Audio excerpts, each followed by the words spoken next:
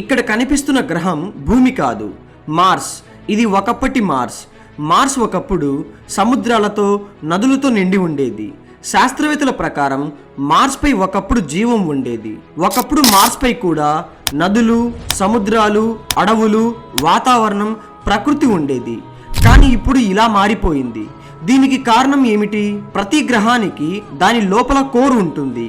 గ్రహం ఎలా అయితే తిరుగుతుందో దాని లోపల కోర్ కూడా అలాగే తిరుగుతుంది.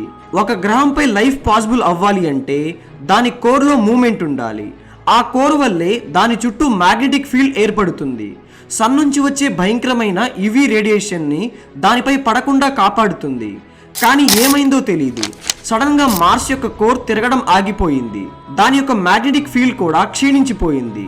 దీనివల్ల సన్ నుంచి వచ్చే భయంకరమైన యువి రేడియేషన్ డైరెక్ట్గా మార్స్పై పడడం వలన సముద్రాలు, నదులు ఎండిపోయి, వాతావరణం క్షీణించి, జీవం అంతరించిపోయి గ్రహం ఇలా మారిపోయింది.